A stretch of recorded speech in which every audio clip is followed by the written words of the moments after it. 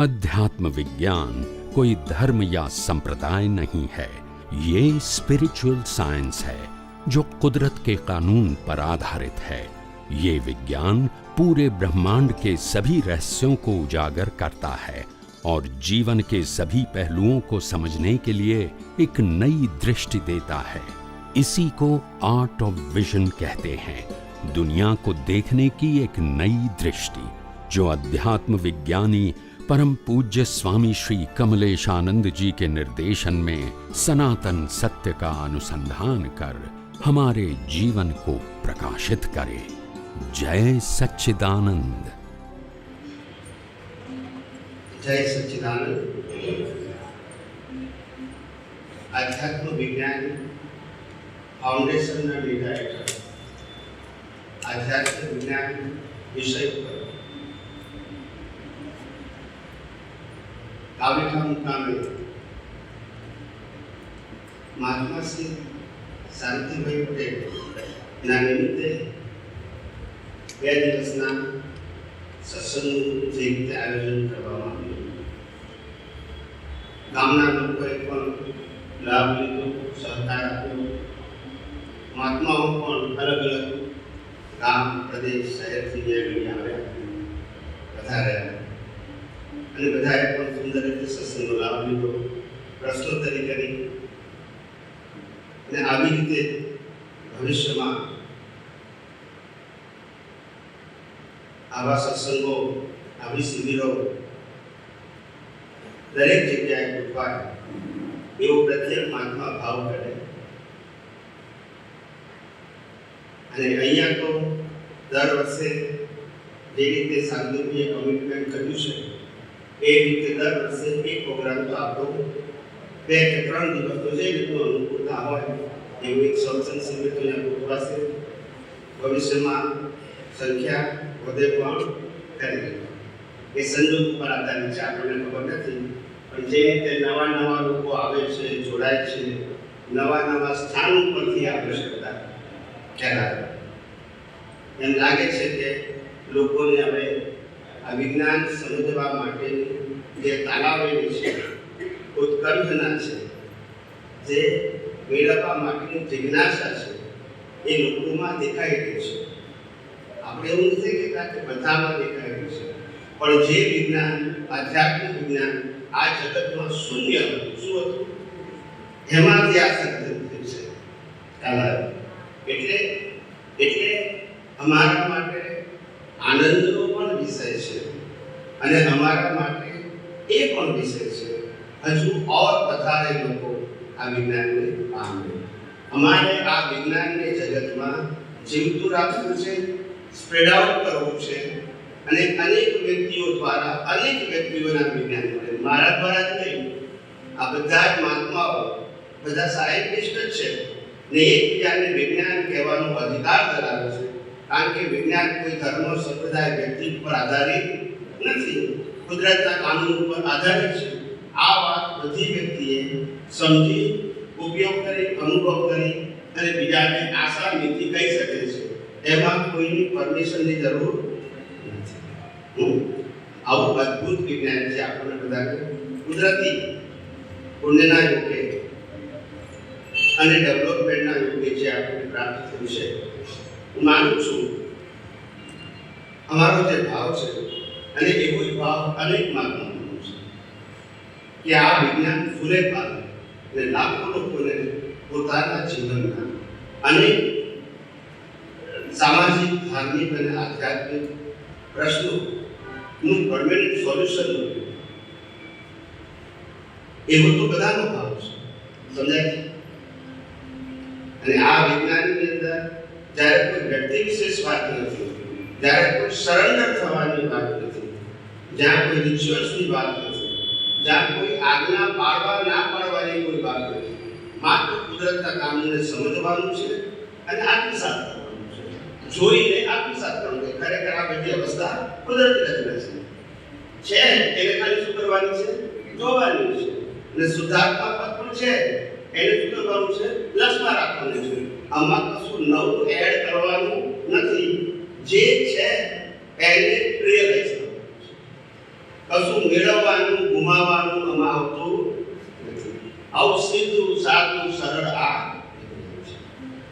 અને માટે આ વિજ્ઞાન જે અનાદિકાળથી ધર્મ સંપ્રદાયમાં જે લોકો ગુંચાયેલા છે, ફસાયેલા છે અને કંઈક નવું મળે એવી શોધ કરી રહ્યા છે, એવા લોકોને આ વિજ્ઞાન પ્રાપ્ત થાય, વિચારક લોકોને પ્રાપ્ત થાય, થિંકર લોકોને પ્રાપ્ત થાય, ઓપન માઇન્ડના લોકોને પ્રાપ્ત થાય, સાયન્ટિસ્ટોને પ્રાપ્ત થાય, એવો આપણો ભાવ છે. અને ભારત વર્ષના સાધુ સંત સંન્યાસીઓ ને આ વિજ્ઞાન પ્રાપ્ત થાય એવો આપણો ભાવ છે.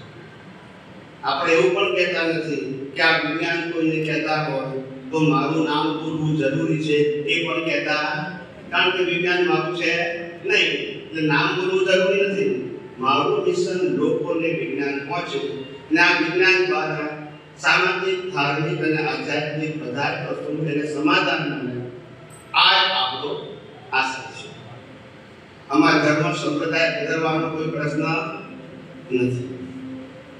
આવું વિજ્ઞાન આત્મવિશ્વાસ સાથે યુવાનો, યુવતીઓ, આધેડ મહિના લોકો, રિટાયર્ડ માણસોનો સમય ક્યાં જાય તો લોકોને વિજ્ઞાન વેચવામાં કરવું, ઘર, પરિવાર, પડોશમાં, બગીચામાં ફરવા જાવ, વિજ્ઞાનની વાત કરવી, એમાં ક્યાં કોઈને વાતો આપો, સ્વીકારતા ભલે વાર લાગે પણ આમાં વાંધો પાડી શકે એવું નથી. તમે જ્યારે કોઈ સંપ્રદાયની વાત કરશો તો એ એના સંપ્રદાયની વાત કરશે, એટલે તમારાથી બોલી શકાય. પણ તમે જ્યારે વિજ્ઞાન કહેતા બીજું વિજ્ઞાન તો લાવવાનું નથી, એને સ્વીકારતા વાર લાગશે પણ બીજું વિજ્ઞાન આવવાનું નથી. આપણે કે H2O થી પાણી થાય એને સમજતા વાર લાગે, પણ એની સામે બીજો કોઈ ઉત્તર હોય નહીં. એમ આપણે કીધું કે આ શરીર છે એની ડિઝાઇન કુદરતે બનાવી, પંચમહાભૂતનું શરીર કુદરતનું છે, હવા, પાણી, ખોરાક કુદરત આપે છે, એને પચાવીને લોહી કુદરત બનાવે છે, આખા શરીરમાં પહોંચાડે કુદરત છે, શ્વાસ બંધ કુદરત કરે છે, એટલે છેલ્લે પંચમહાભૂત કુદરતમાં ભળી જાય છે. હવે આની અંદર કોણે વાંધો આવે? બોલો ને, એમાં કોઈ ધર્મ સંપ્રદાય વચ્ચે આવે? હવે જો આ શરીર જ કુદરતનું હોય તો સત્તા, સંપત્તિ, સંબંધ, સાધન કોના હોય? કુદરતના જ હોય. માટે આપણે મારું મારું કરીને મળી જઈએ છીએ કે જરૂર આપનારે કુદરત છે, લેનાર પણ. એના કારણે અજ્ઞાન માન્યતાઓ બધી ખલાસ. આ અપવાસ છે, એમાં તમે કોને માનો છો એ પ્રશ્ન આવતો નથી. સમજાય? આ વાત દુનિયામાં કોઈને પણ કરાય. દુનિયાના તમામ ધર્મો એક ફોર્મેટ છે, તો ફોર્મેટ છે જ ને. આપણે કાલ્પનિક વાત કરીશું છે એને ના કહેવાય. અને ફોર્મેટની થીમ એક જ છે, પુણ્ય, પાપ અને પ્રાયશ્ચિત. એ બધા ધર્મોનું એક છે. તો ફોર્મેટમાં સાયન્સ ના આવે. કોઈ પણ ધર્મ પાડો ફોર્મેટ તો આ જ હશે અને થીમમાં આ જ હશે, એમાં સાયન્સ ના હોય. કારણ કે એમાં પુણ્ય પ્રાપ્ત કરવાનું છે, પાપને હે કરવાનું છે, એટલે પુણ્યને ઉપાય દે કરવાનું છે. અહીંયા એવું કશું મેળવવાનું, ગુમાવવાનું વિજ્ઞાનમાં નથી. આવી રીતે ઘણી બધી વાતો એવી સિમ્પલ છે કે જેનો ઉકેલ આવે. ગઈકાલે એક વાક્ય બોલ્યા હતા કે નિર્દોષને સજા ના. શું કીધું? નિર્દોષને સજા ના. અને જેને સજા થઈ એ નિર્દોષ ના હોય. તમને નિર્દોષ લાગે કરો આજે, પણ કુદરતની ભાષામાં નિર્દોષ નથી. એને હોય તો એને સજા હોય જ નહીં. આજે તો રસ્તામાં ઉભેને ગોળી વાગી જાય, બરાબર? આપણને લાગે આ માણસ સદા શાંતિથી ઉભો હતો, કઈ કર્યું નથી, એ તો નિર્દોષ હતો, તો એને ગોળી વાગી. એવું બુદ્ધિએ કરીને આંખે દેખ્યું આપણને લાગે, દરેકને લાગે. પણ કુદરતના કાનૂનમાં નિર્દોષને સજા હોતી નથી. ગુનો હોય તો સજા હોય, પણ ગુનો આજે કર્યો, આ ભવમાં કર્યો એવું જરૂરી નથી. પણ ગુનાનું ફળ છે. ગુનો ગયા અવતારમાં કર્યો, ફળ એટલે આજે ટેલી કરવા જાય તો થાય નહીં. બીજું મન વચન કાયા કુદરતના છે, ચલાવે છે કુદરત, તો આ દુનિયામાં ગુનેગાર કોણ હોય શકે? માટે આ જગત નિર્દોષ છે. એમાં ધર્મ સંપ્રદાય ક્યાં આડું આવે છે? આવે છે કોઈ જગ્યાએ? આ જ વિજ્ઞાન જગતના લોકોને આપણે સાદી સીધી સરળ ભાષામાં સમજાવવાનું છે. અને એમાં તમારા ધર્મ સંપ્રદાય જે હોય એની તો મેં ટચ કરતા નથી. એ અમારો ડિસ્કશનનો વિષય જ નથી. સમજાય છે કે તમારો ધર્મ સાચો છે ખોટો છે એ ચર્ચા જ નથી કરતા. વિજ્ઞાન સમજી લો બસ. બાકી તમારું સામાજિક ધાર્મિક લાઈફ જે હોય એ આપણે ડિસ્કશન નથી કરતા. અને આ વિજ્ઞાન સમજાશે તો ઓટોમેટિક બધું એને સમજાઈ જશે. આપણે પેલી વાતો વિગતવાર સમજાવવાની જરૂર નથી. કારણ કે એ વાતો બધી વાદ વિવાદનું કારણ બને. શું બને છે? કારણ કે રિલેટિવ સત્યમાં કશું સનાતન સત્ય હોય, દરેકના વ્યૂ પોઈન્ટ હોય. હવે કોણે સાચો કહેવો? ખ્યાલ આવે? આપણી પાસે સમય ઓછો છે. જે લોકોને પ્રશ્ન પૂછવા હોય પેલા પૂછી લેજો. કારણ કે પછી ટાઈમ ઓછો થઈ જાય ને આજે છેલ્લું સેશન છે. એટલે પ્લીઝ મારા પરથી જેને પ્રશ્ન પૂછવા હોય એ પૂછી શકે છે. બહેનો ભાઈઓ જેને પૂછવા હોય. આગળ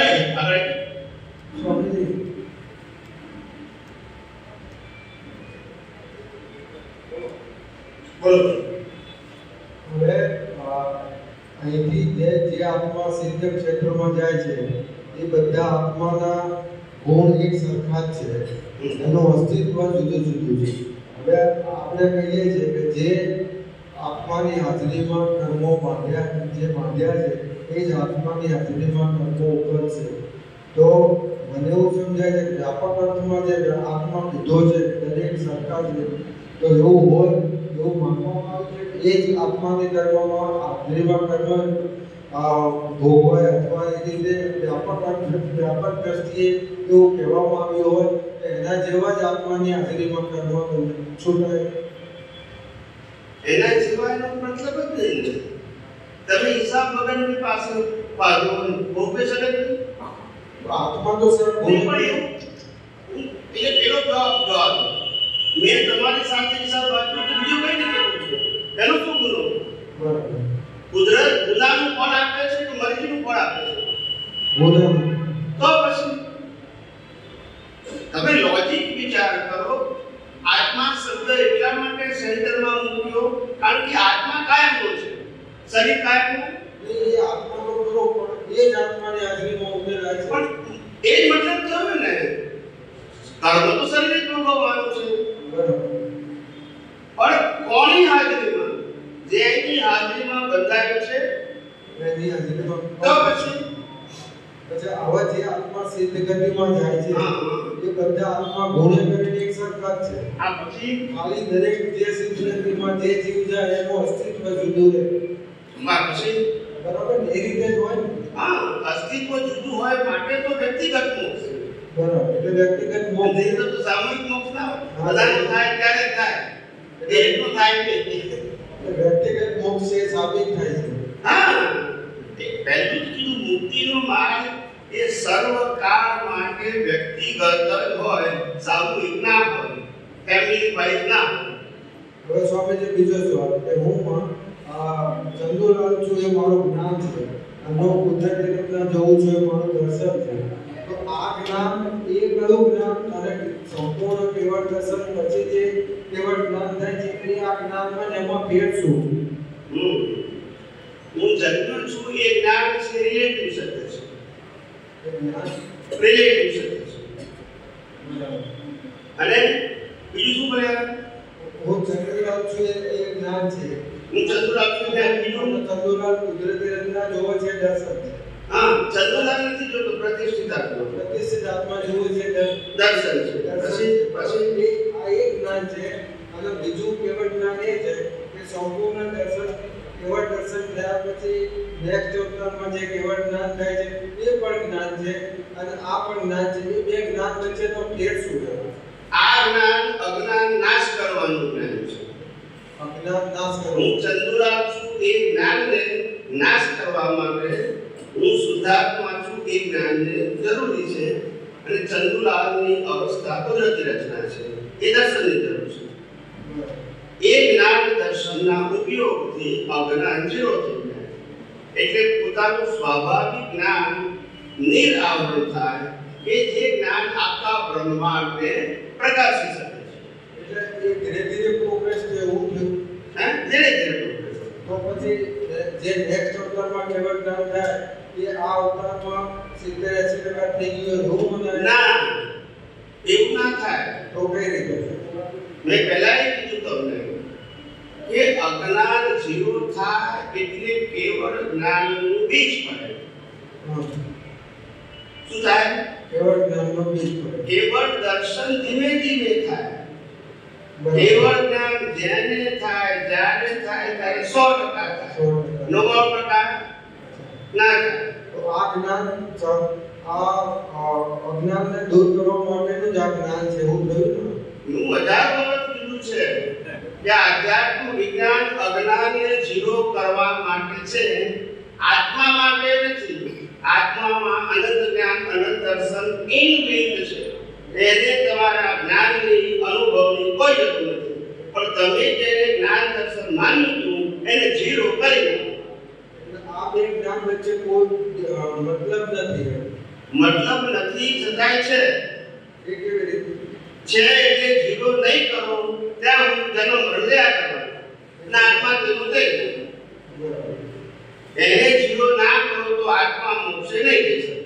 હવે સ્વામીજી એક સવાલ, જોવું જાણવું અને જ્ઞેય જ્ઞાતા તમે સમજાવ્યું છે પણ હજુ ક્લિયર થોટ પડતો નથી સ્વામીજી. જ્ઞાતા દ્રષ્ટા શબ્દ સ્વભાવમાં જાય, જોવું જાણવું શબ્દ પુરુષાર્થમાં જાય. આત્માનો સ્વભાવ જ્ઞાતા દ્રષ્ટા છે. આત્માનો સ્વભાવ જોવું જાણવું. તો જ્ઞેય જ્ઞાતામાં શું થયું? જ્ઞેય જ્ઞાતા જે વાત કહીએ છીએ એ પ્રતિષ્ઠિત આત્મા જ્ઞેયને જાણે છે તે જ્ઞાતા છે. જ્ઞેય અને જ્ઞાતા અને જ્ઞાન જ્ઞેય કયો? સમજાવો. ત્રણ વસ્તુ છે: જ્ઞેય, જ્ઞાન અને જ્ઞાતા. બરાબર. દ્રશ્ય, દ્રષ્ટિ અને દ્રષ્ટા. દ્રષ્ટા એ તો બરાબર. તો જ્ઞાતા દ્રષ્ટા એ જે બે પદ છે એ આત્માના પદ છે, એ સ્વભાવ પદ છે. સ્વભાવ. બરાબર છે. હવે દ્રષ્ટિમાં બે પદ આવે, જોવું અને જાણવું. અને અવસ્થામાં બે પદ આવે, આકાર અને આકારનું ટાઇટલ. આકારને દ્રશ્ય કહેવાય, આકારના જ્ઞાનને જ્ઞાન કહેવાય. એટલે ટાઇટલને જ્ઞાન કહેવાય. યસ. કેરી દેખાય એટલે આકારને શું કહેવાય? દ્રશ્ય. અને એને કેરી કહેવાય એ જ્ઞાન કહેવાય. એટલે દર્શન અને જ્ઞાન. અહીંયા આગળ જોવું અને જાણવું, અહીંયા જ્ઞાતા અને દ્રષ્ટા. ત્રણ થઈ ગયું. ત્રણના લેવલ જુદા થઈ ગયા. એક બાજુ અવસ્થા, એક બાજુ જોનાર જાણનાર, એક બાજુ આત્મા. એટલે જે જોયું અને એને કેરી છે એ જ્ઞાન એને કહેવાય. કેરીનું જ્ઞાન છે એને જ્ઞાન થયું. એ જ્ઞેયનું જ્ઞાન થયું.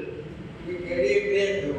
હા, એને કેરી છે એ જ્ઞેય ના કહેવાય, કેરી એ દ્રશ્ય કહેવાય. તો એને જ્ઞેય આકાર. તો જ્ઞેય કઈ રીતે કીધું?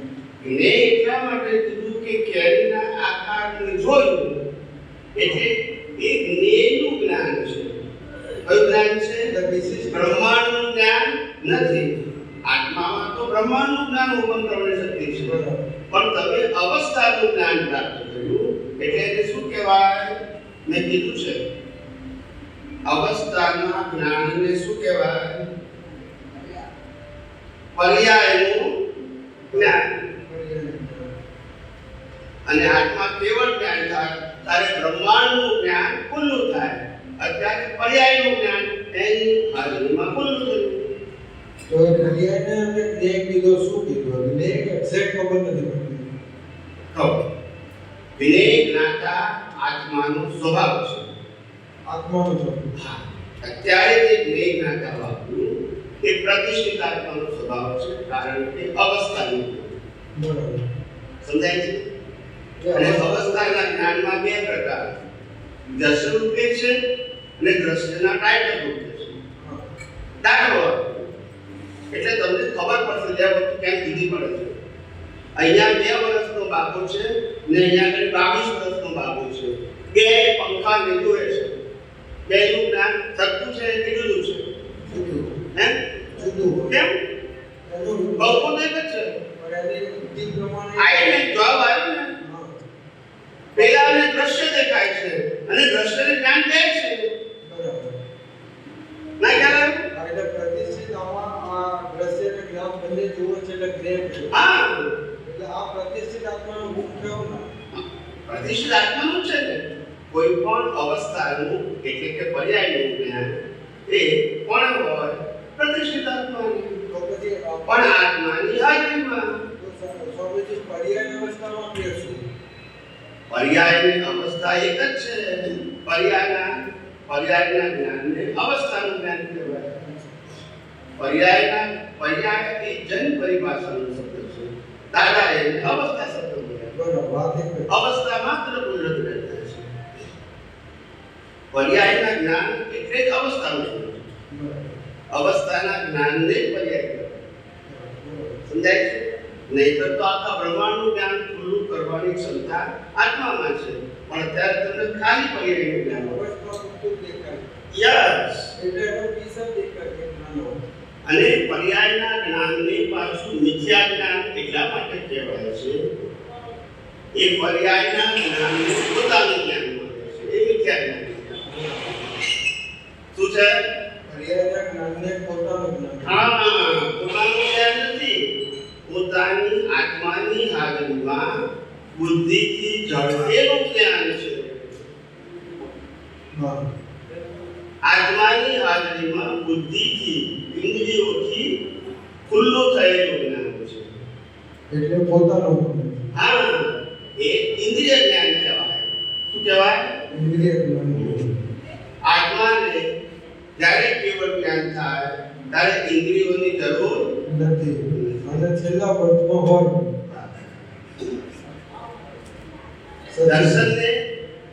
દર્શનને પણ ઇન્દ્રિય જ્ઞાન ના કહેવાય. શું ના કહેવાય? દર્શનને પણ ઇન્દ્રિય જ્ઞાન ના કહેવાય. ના કહેવાય. કારણ કે દર્શન એટલે સૈદ્ધાંતિક જ્ઞાન અને કેવળ જ્ઞાન એટલે બ્રહ્માંડનું જ્ઞાન. બરોબર. ત્યારે એટલે આ જેમ આપણે સિદ્ધાંત પણ સનાતન ને આખું બ્રહ્માંડ ખુલ્લું થાય એ પણ સનાતન. પણ પેલો ભાગ રૂપે ખુલ્લો થાય છે. હે? શરૂઆતમાં દર્શનમાં ભાગ રૂપે ખુલ્લો થાય છે અને પેલું સંપૂર્ણ ખુલ્લું. એટલે એને ઇન્દ્રિય જ્ઞાન કહેવાય. બરાબર. શું કહેવાય? ઇન્દ્રિય જ્ઞાન. હવે ઇન્દ્રિય જ્ઞાનને પોતાનું જ્ઞાન માને એને મિથ્યા કહેવાય. વિદ્યા જ્ઞાન. અને ઇન્દ્રિય જ્ઞાનને પ્રકૃતિનું જ્ઞાન માને તો સંકેત કહેવાય. બરાબર. ખ્યાલ આવ્યો? હા. એટલે આ મન વચન કાયની અવસ્થા માત્ર કુદરતી રચના છે. એ જ જોવાનું આપણે. ઇન્દ્રિયોથી જે દેખાય છે એને અવસ્થા રૂપે જોવું નહીં. બરાબર. ખ્યાલ આવ્યો? ઇન્દ્રિય એમ કહે છે કે આ મારી વાઈફ છે એ હકીકત છે. ખ્યાલ આવ્યો? પણ ખ્યાલ રાખવાનું કે વાઈફ પ્રકૃતિની છે, મારી નથી. બરાબર. હું શુદ્ધાત્મા છું. બહુ સુંદર. અને આ પ્રકૃતિના હિસાબો કુદરત પૂરા કરે છે એ કુદરતી રચના છે. કુદરતી. એમાં મારે એટલે આત્માનો કોઈ વિશિષ્ટ રોલ નથી. આ તો કુદરતનો રોલ છે. બરાબર. કોનો રોલ છે? કુદરતી. જન્મ, જીવન, મૃત્યુ એ કોનો રોલ છે? કુદરત. સમજાય? એટલે આ બધું ધીમે ધીમે સમજાય છે. આપણે કોઈ દિવસ આવી રીતે હજુ સુધી વિજ્ઞાન સમજવા પ્રયત્ન કર્યો. આપણને કહી દીધું આજ્ઞા પાડો, સંસાધન કરો. એટલે તમારે જે વિજ્ઞાન સમજવાનું હતું એ સબ્જેક્ટ જ ના આવ્યો. એ સબ્જેક્ટ આજ્ઞા પાડો ને સંસાધન કરો એમાં બધું આવી ગયું. એમાં રિસર્ચ ક્યાં આવ્યું? તો બીજું શું આવે? એક તો વાત થઈ અનાદિ કાળથી આપણે એ જ રીતે વિચાર્યા હતા કે પહેલા કરતા હતા અને અત્યારે કરીએ છીએ. એક સવાલ પૂછ્યો તો સ્વામીજી. બોલો.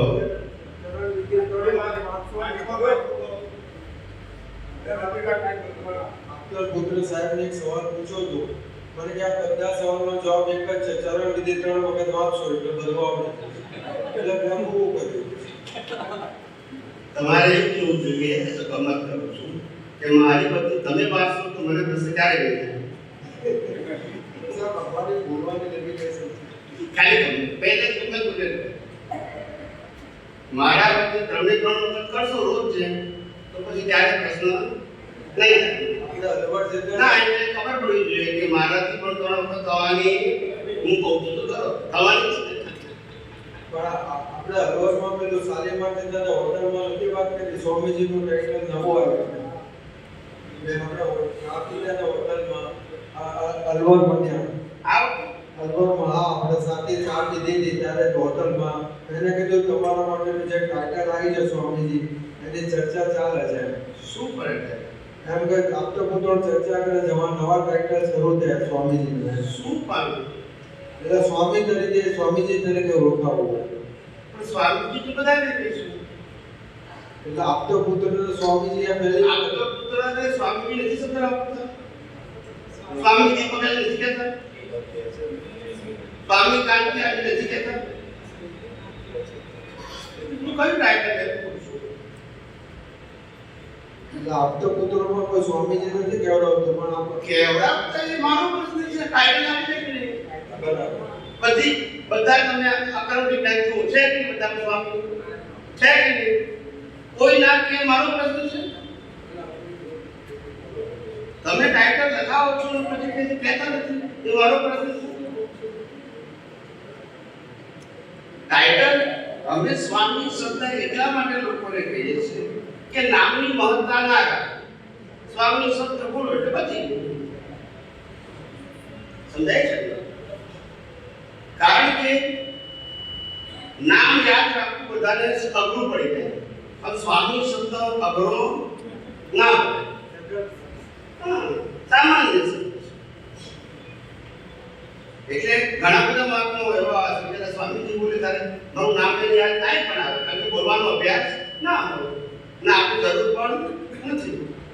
ખ્યાલ આવે પણ વસ્તુ નવી નથી.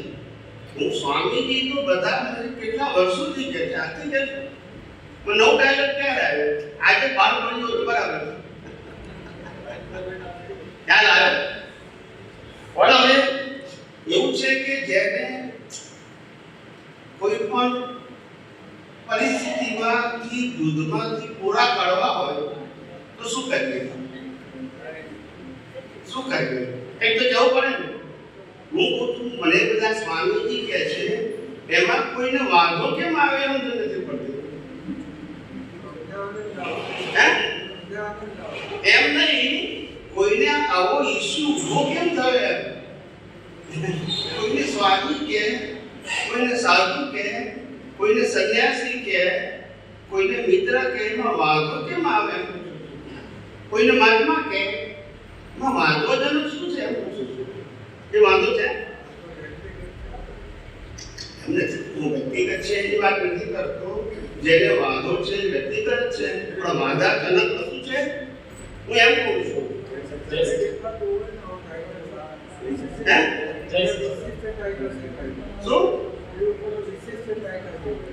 એમ નથી કહેતો હું કોઈનું પણ ટાઇટલ કોઈનું સંન્યાસી ટાઇટલ હોય એ મારા માટે વિશિષ્ટ છે કારણ કે મારું નથી તો મારે શું કરવાનું? વાંધો કરવાનો. કોઈનું સાધુ ટાઇટલ હોય મારું નથી તો વાંધો કરવાનો. કોઈનું ટાઇટલ મેનેજર હોય મારું નથી તો વાંધો કરવાનો. વિશિષ્ટ એટલે શું?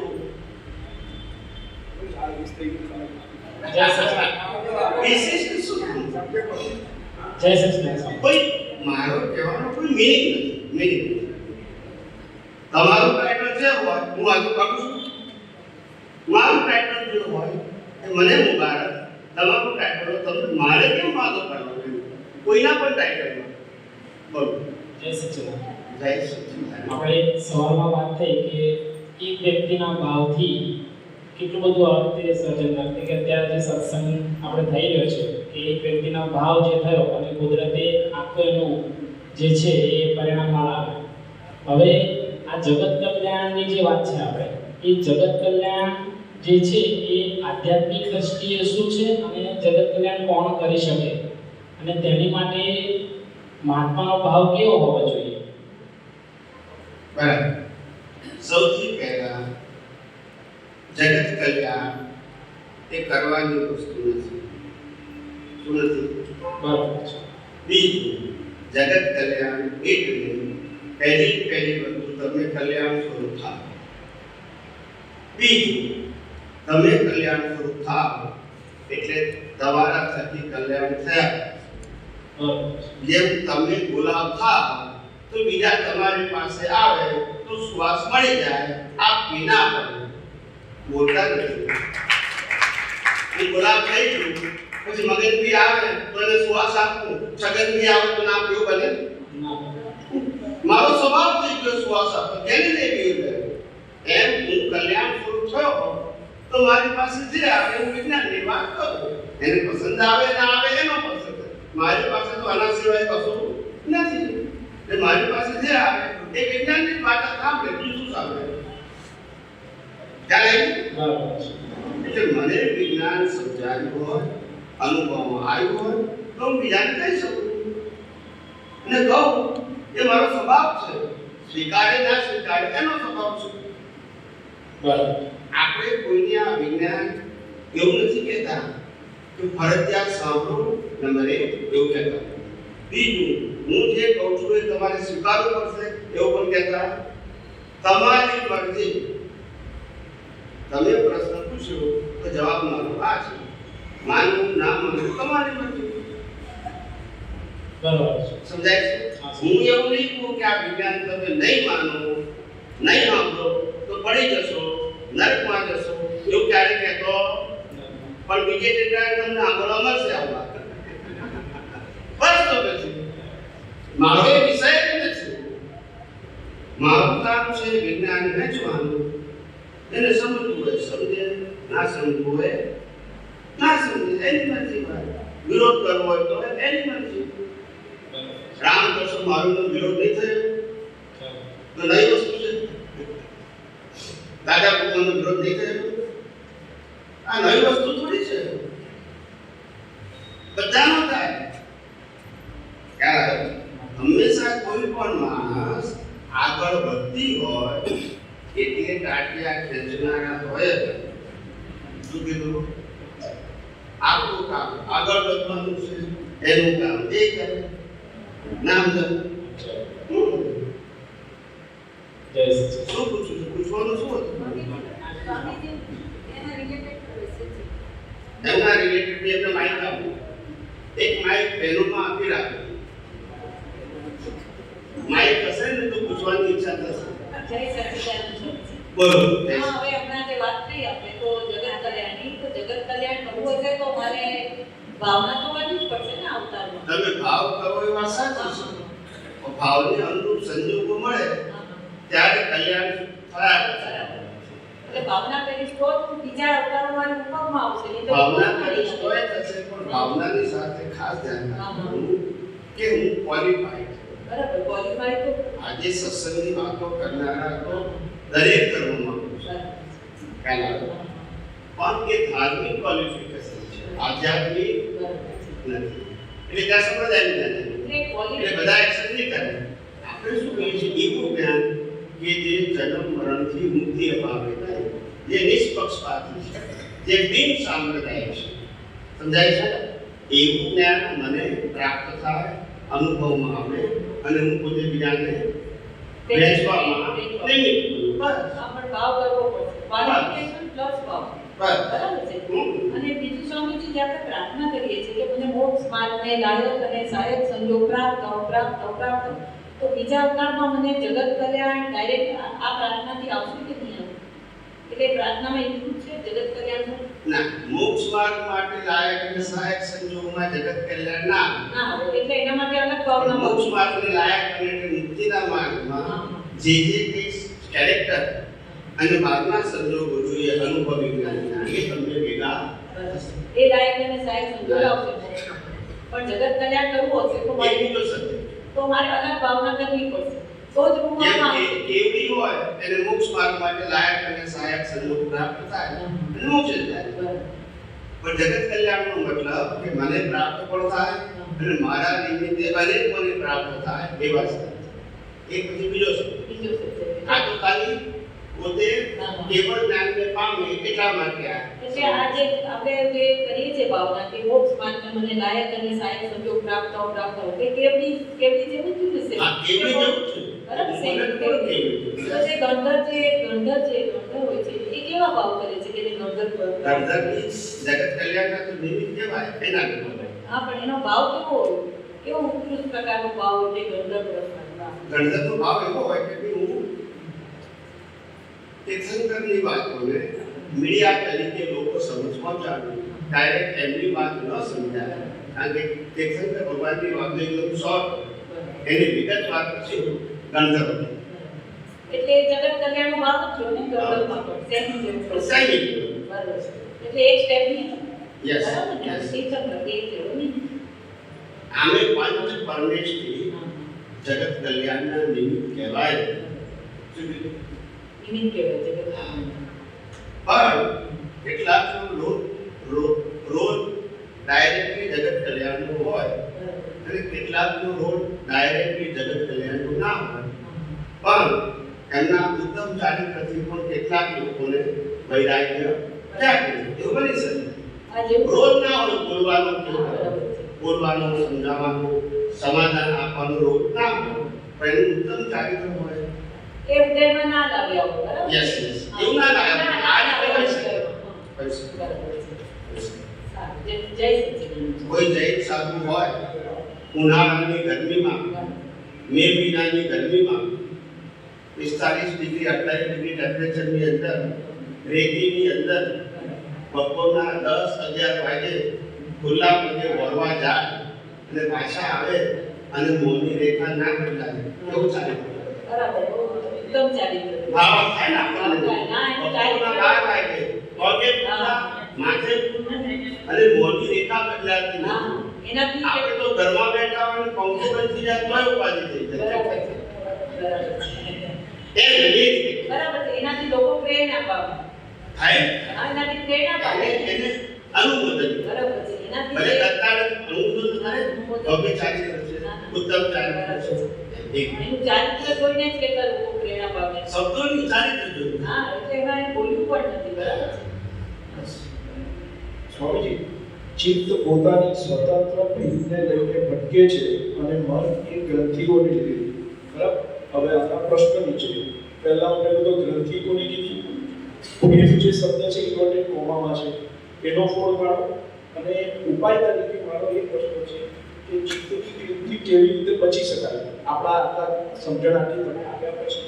અને બીજું કે મનની ગ્રંથિઓ કેવી રીતે પડે છે તો એનાથી પણ કેવી રીતે બચી શકાય.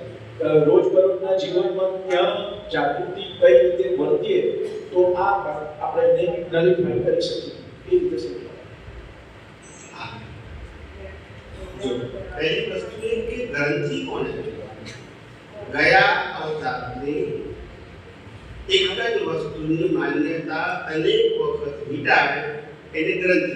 જેમ કે લોભની ગ્રંથિ, માનની ગ્રંથિ, મોહની ગ્રંથિ, કપટની ગ્રંથિ, ક્રોધની ગ્રંથિ. ગ્રંથિ એટલે ગૂંચ, પંડિત. એક જ પ્રકારની પ્રકૃતિની પંડિત ગ્રંથિ કહેવાય. અને એનો એક બે વિચાર આવે તો વિચાર કરે, ગ્રંથિ ના કહેવાય. તમે પૈસા માટે વિચાર કરો એની ગ્રંથિ ના કહેવાય.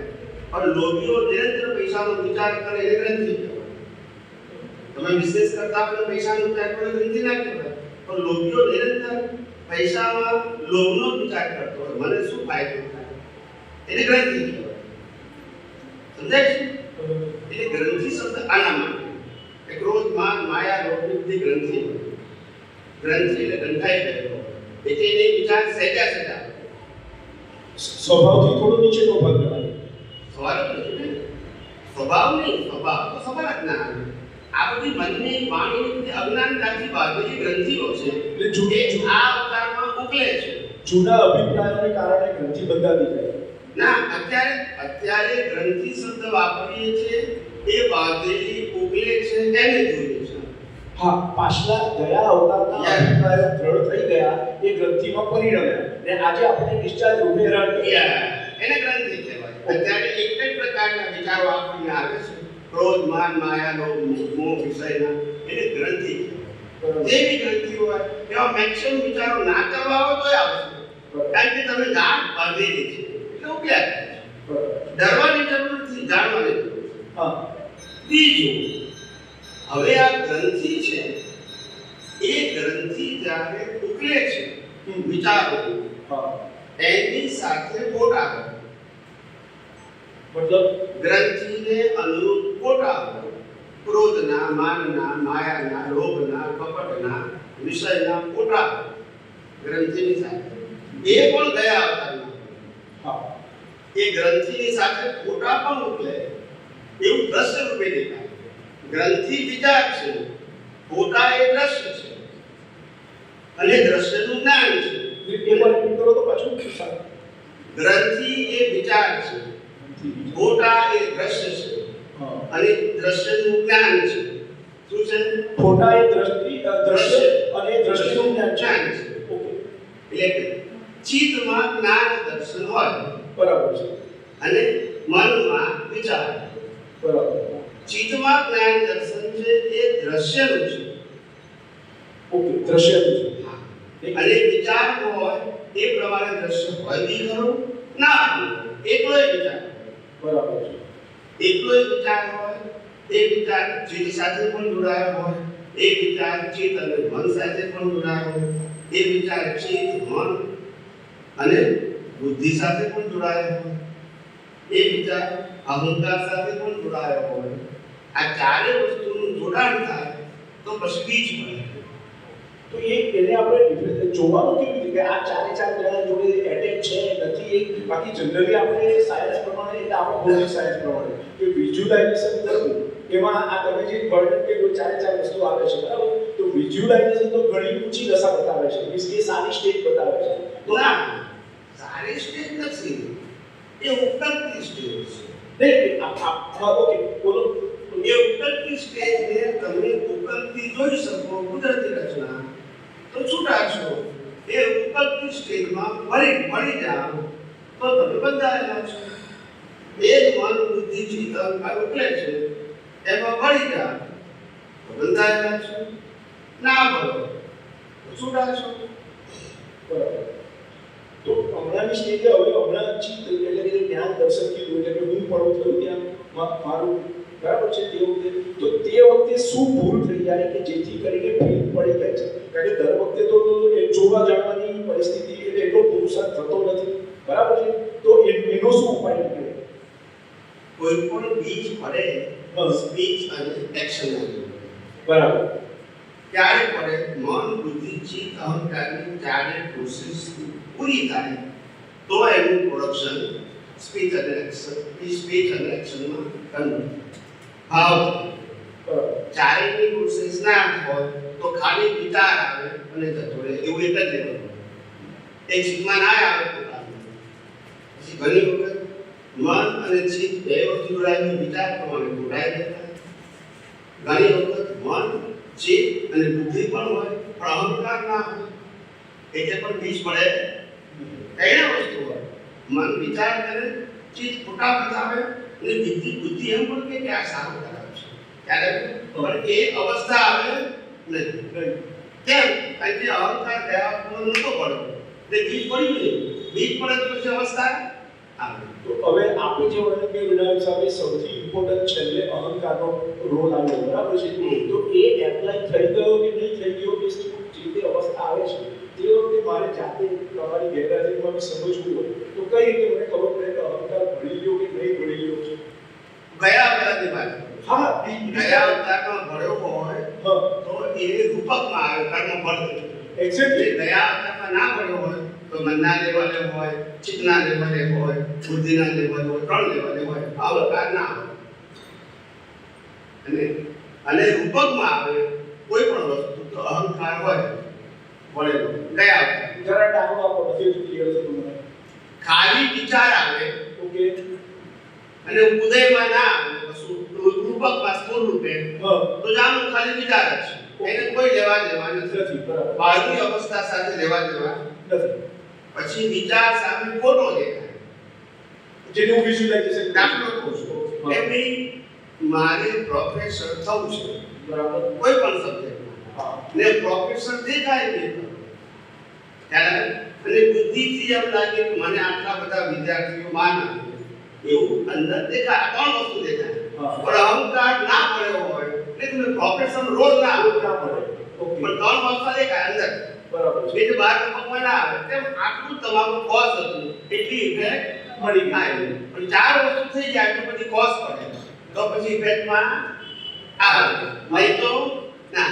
બરાબર. તો હમણાં જે ડિસ્ચાર્જ છે આપણું એ બધામાં અહંકાર પડેલો છે તો તો ડિસ્ચાર્જ discharge આવે. બરાબર છે ને? તો એ ડિસ્ચાર્જ વખતે મારો મેઇન પ્રશ્ન એ છે કે એ ડિસ્ચાર્જ વખતે દર વખતે આપણે જોઈ જાણી નથી શકતા. બરાબર છે? એ ક્ષમતા નથી. તો હમણાંના લેવલે ક્યાં ભૂલ થાય છે એ એક તો પહેલા હું કહ્યું કે આપણે જ્ઞાન દર્શન ના વાપર્યું, મોટામાં મોટી ભૂલ આપણી. બરાબર છે? પણ તે છતાંય ભૂલ થઈ ગઈ ત્યાર પછી આપણને સમજાય છે તો એનો શું રસ્તો રહ્યો છે આપણી પાસે? કારણ કે હમણાં બી એ મિત્તો પર એક જવાબ છે.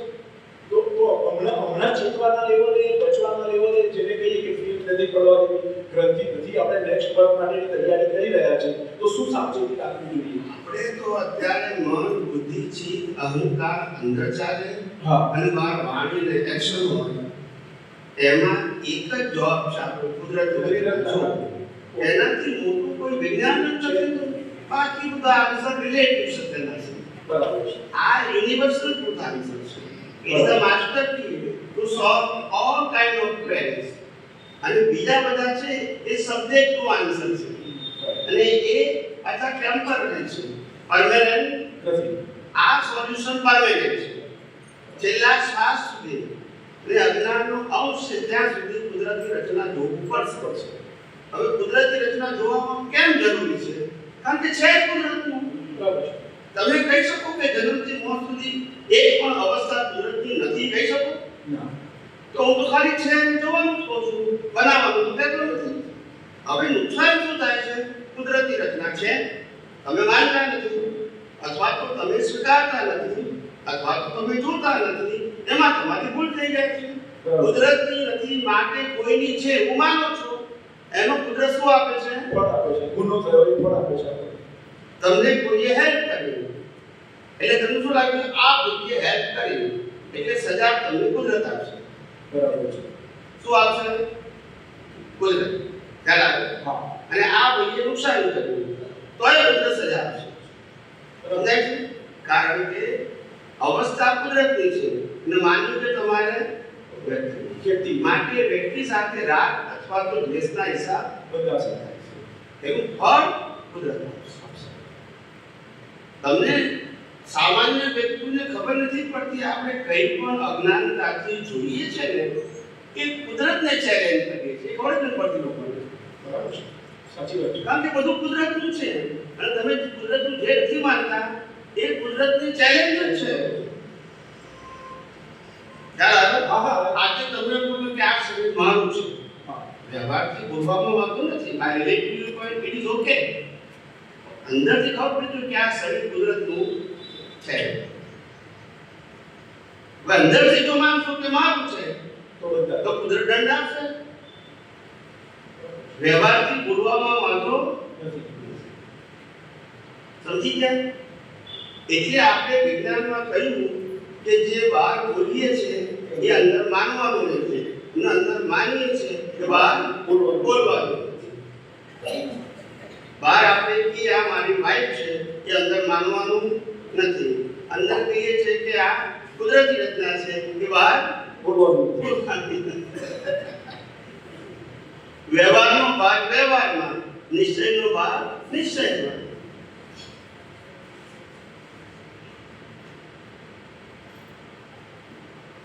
એની જોડે જાય બીજો એક જોડે છે કે ચિત્ત વૃત્તિના બંધનથી મુક્તિ થવી એનું નામ જ સંસારથી મુક્તિ થવી. તો એ આપણે જે આ ઉપાય બતાવ્યો એ એટા વાપર કરવાની જ્ઞાન દર્શન સમ્યક થઈ ગયું એટલે વાત પૂરી. એ ઉપાય જ્ઞાન દર્શન સમ્યક કરવાનું છે. અવસ્થાને સમ્યક કરવાની નથી. અવસ્થામાં તમારું જ્ઞાન મિથ્યા હતું એટલે બંધ પડ્યો હતો. સમ્યક થયું એટલે ઉકેલા. સમ્યક એટલે જેમ છે તેમ, મિથ્યા છે એટલે રિલેટિવ સત્યને જેમ છે તેમ માનો. તો હમણાં જે કંઈ આપણે જ્ઞાન દર્શન વાપરીએ બરાબર, તો એનો જેટલો ઉપયોગ થાય એટલા હદે જ એની ઇન્ટેન્સિટી ઓછી થાય, એટલું કર્મ ઓછું બંધાય કે એની લાઈફ ઓછી થાય, એ કઈ રીતે એક વાર તમારે જ્ઞાન દર્શન વાપર્યું તો એનું એક્ઝેક્ટ ફળ શું બને? જે હમણાં જે તે સંજોગ અવસ્થા તો ક્ષણે ક્ષણે બદલાયા કરે છે બરાબર, 2 વાર રહી 3 વાર ના રહી, તો એ જેનું જે લેવલ છે તો એ કેટલા અંશે આપણને ફાયદા મીન્સ કે શું એચિવ થાય એટલા દરમિયાન આપણને. એટલે તમે જેટલે અંશે જેટલા સંજોગો કુદરતની રચના જુઓ એ બધા ન્યુટ્રલ પાસ થશે, અને જેટલા સંજોગોને કુદરતની રચના નહીં જુઓ એટલા બી સાથે પાસ થશે. નહીં આપ કહો છો ને કે જ્ઞાન દર્શનમાં ઘણા બધા લેવલ છે બરાબર, કોણ કયા લેવલ પર છે આપણે તો જાણતા નથી, એ કેવો એવો વિષય છે. તો હમણાં કેટલા હદે કે કયા લેવલનું કે કયા લેવલનું આપણું જ્ઞાન દર્શન વપરાય એ નહીં વપરાય એના તો આપણે કોઈ જાણી શકતા નથી. તો જેટલું વપરાય એના કંઈક અંશે જેટલો આપણને ફાયદો થવાનો છે, સમગ્રથી ફાયદો નથી થવાનો. એટલે કંઈક ને કંઈક તો હજુ જમા થયા જ કરે છે. એટલે આમાં શું થાય છે, હજુ આપણી પાસે વિઝન છે ને બહુ લિમિટેડ છે. ચોક્કસ એની રેડિયસ શું છે, ઓછી છે, બ્રોડ નથી થતું. શું નથી થતું? બ્રોડ નથી. બ્રોડ એટલે દૂરોગામી વસ્તુ, અને શોર્ટ એટલે ટેમ્પરરી. બરાબર છે. શું થઈ જાય? ટેમ્પરરી. બુદ્ધિશાળી વિચક્ષણ માણસ કેવા હોય એ દૂરનું જોતા હોય, આપણે આજનું ના જોઈએ. હા બરાબર છે. એની આઈસાઇટ એટલી બધી ડીપ હોય અને પેલાની કેટલી હોય? શોર્ટ હોય. સમજાય છે? હા બરાબર. એટલે એને ટૂંકું દેખાય, એને સ્થૂળ સમજાય, પેલાને સૂક્ષ્મ સમજાય. સમજાય? એટલે દીર્ઘ દ્રષ્ટિ અને લઘુ દ્રષ્ટિનો તમને દાખલો આપો તો હું તમને એની સાયન્સ ખબર પડે. જે દિવસે રાવણ સીતાજીને ઉઠાવીને લઈ ગયા અને પંચવટીમાં એને રાખ્યું, ત્યાર પછી રાવણે પ્રયત્ન કર્યો કે મારી સાથે લગ્ન કરે. એના માટે ઘણી બધી દાસ દાસીઓને મોકલી, બધી ફેલ ગઈ. છેલ્લામાં છેલ્લી એમની ધર્મપત્ની મંદોદરીને મોકલી છે. એ છેલ્લામાં છેલ્લું હથિયાર સમજાવવા માટે, સ્ત્રીને સમજાવવા માટે. હવે હકીકતમાં સીતા મંદોદરીની પેટની પુત્રી છે. શું કીધું? એના પેટે જન્મેલી પુત્રી છે. સીતા મંદોદરીના પેટે જન્મેલી છે. અને બાલક પુત્રી તરીકે કોણે મોટી કરી? જનક મહારાજાની પત્નીના પેટે જન્મેલી નથી. પણ એનો ઇતિહાસ તો ત્યારે વાત નથી કરતા આપણે. તો જેવી મંદોદરી સીતાજી પાસે આવે છે એટલે મંદોદરી પણ ચારિત્રવાન સ્ત્રી છે. બરાબર? ખ્યાલ આવે? એવું નથી કે ચારિત્રહીન છે.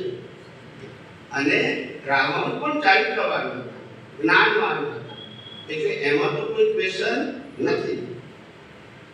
પણ મંદોદરી જ્યારે સીતા પાસે સીતાને સમજાવવા માટે આવે છે ત્યારે મંદોદરી પોતે એક સ્ત્રી તરીકે કહે છે, હું પણ જાણું છું એક ચારિત્રવાન સ્ત્રી હોય એ પર પુરુષને વરે નહીં, એવું હું સ્વીકાર કરું છું. એવું નથી કહેતો કે સ્વીકારતી નથી. ખ્યાલ આપો.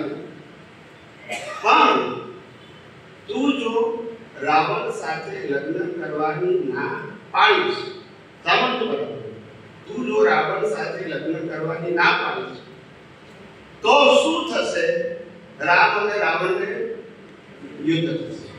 એ યુદ્ધ થશે, એમાં અનેક પત્નીઓ એનો પતિ ગુમાવશે, અનેક માતા એનો બાળ ગુમાવશે, અને અનેક છોકરાઓ એનો પિતા ગુમાવશે. હા કે ના? તારા એક વિસ્તર ઉપર બંને પક્ષે આવું થશે. યસ કે નો?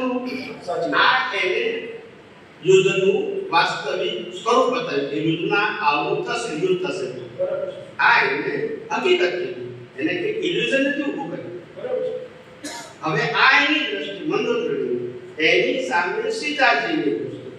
સીતાજી એવું કીધું કે મંદોદરીજી કાકે તો મોટી છે ને, તમારી વાત તદ્દન સાચી છે, હું સ્વીકાર કરું છું. એવું નથી કીધું કે તમે કહો છો એ ખોટું છે, આવું નહીં થાય એવું કહેતી નથી, પણ તમે મારી વાત પણ હવે સાંભળો.